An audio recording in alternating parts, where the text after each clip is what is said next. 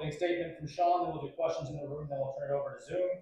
Sean, for starters, please head up to Washington for a game against the Spirit this weekend. If you could, just an opening statement about getting ready to face Washington, who's top 3 in the championship. Yeah, obviously it's an interesting match for us. Obviously, it's for us, we always want to be putting ourselves in a situation to see where we match up with the best teams in the league, and I think we're starting to hit a little bit of form, which is good. Getting people healthy. Obviously, they're in really good form. They've made a lot of changes there and have done well with it. And now they're sort of flying. So it's going to be a good test for us. We hopefully go up there, put on a good performance, and continue to build on the last couple of performances we've had, which have been good. But we got to start piecing these together a little bit more consistently. So hopefully that's something we can do. Lewis, I think the big question is Casey getting a chance to represent USA in the Olympics. How proud of you of her and the work that she's done during her time there?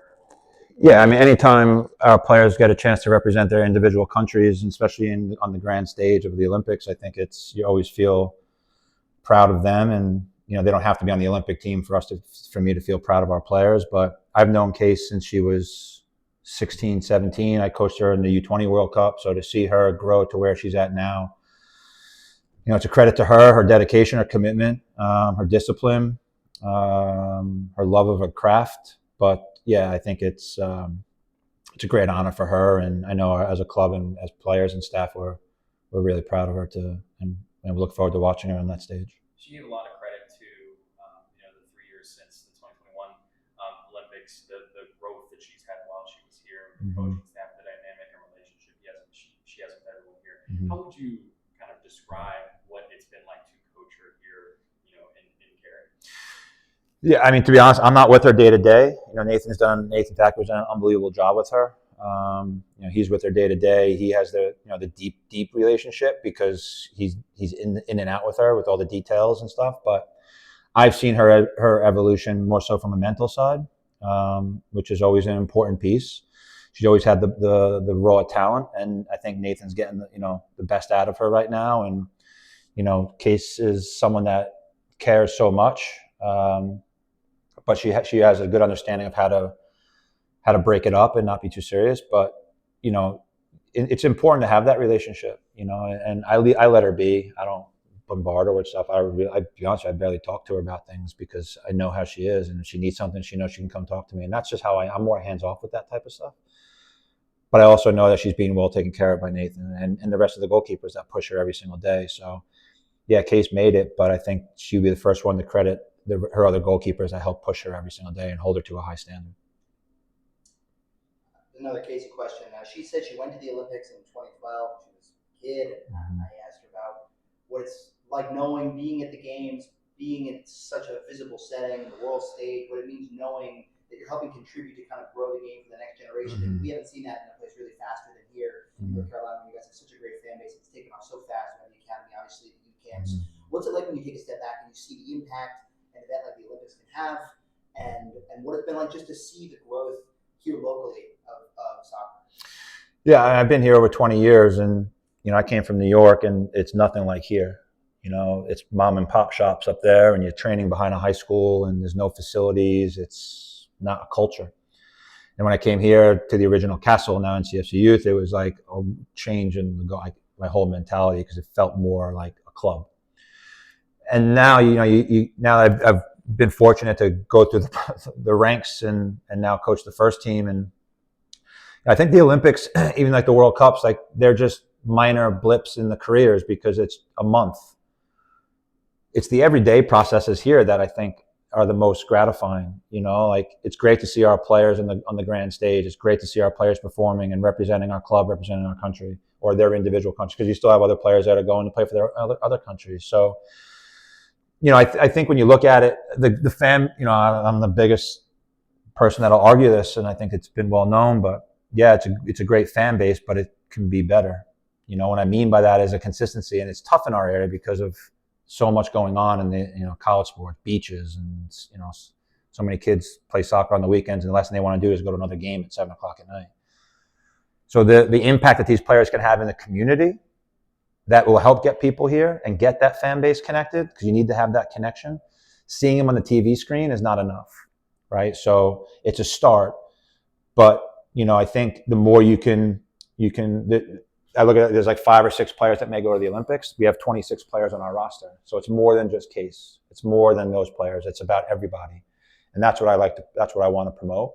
They just help get the spotlight on us, and now once that spotlight's on us, how do we get the other players involved so that they can see? Because everyone's going to have a connection with somebody, and unfortunately, in today's world, it's always about the top, and it's really about underneath. It's like a tree, right? The top of the tree, but the roots is the foundation, and I think that's what we have to continue to build off of.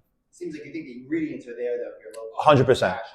Yeah, I've seen hundreds of people come to a youth game. We used to have some of the best youth teams in the country. We have national champions in the country. We have players playing at UNC. Like, we have all that. The foundation is there. There's zero question about it. This is the hub of football, in women's football. For me, in this country, this is the hub of women's football.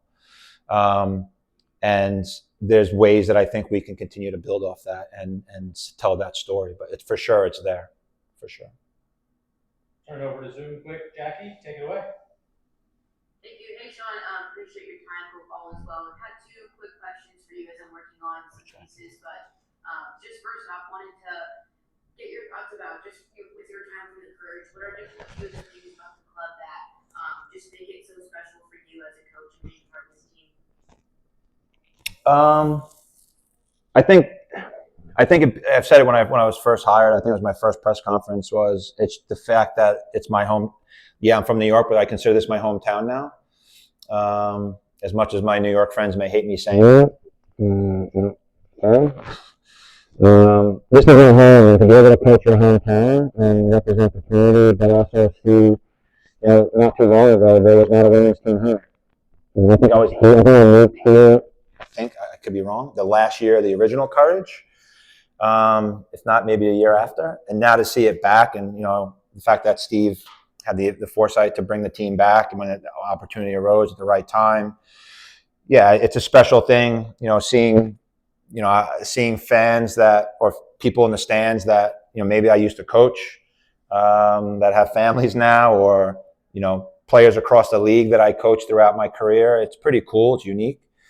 But I don't take it for granted 1 second. And sometimes I probably feel maybe I need to enjoy it a little bit more. I put a lot of stress and pressure on myself because it's my hometown. I want it to be so successful.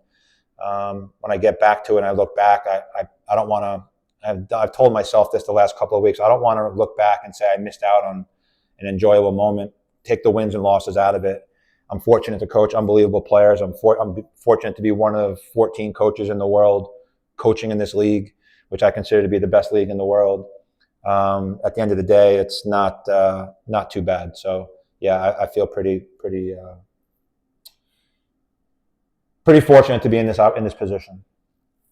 Yeah, for sure. And too, thinking about just the Olympic break coming up, I know we have the MX Summer Cup this year, but just from a coach's perspective, just what goes into preparing for that break when it comes to just where you want to end things in the regular season before that?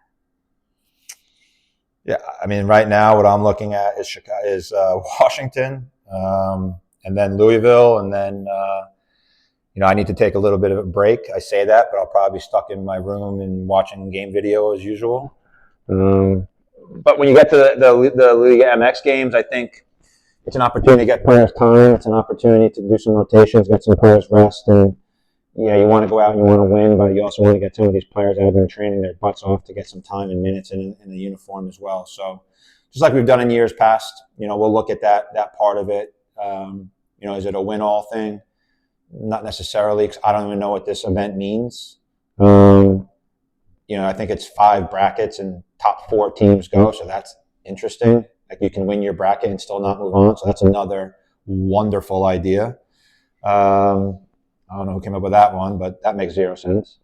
To me, they should just call it the Challenge Cup again. But I won't get into that argument. So, yeah. Yeah, thank you. Any other questions in the room? If you're coming this weekend, now we've got a few days to sit on the Chicago game. What's really stood out to you that worked well, and what do you want to carry over into the team? Stood out for the Chicago game? I think the resilience that when we went down, I think if you look at a lot of games this year, we've gone down on the road and we haven't done anything to come back. I think Utah, we were down 1-0, equalized, and then 5 minutes later gave up the game, and then we couldn't score.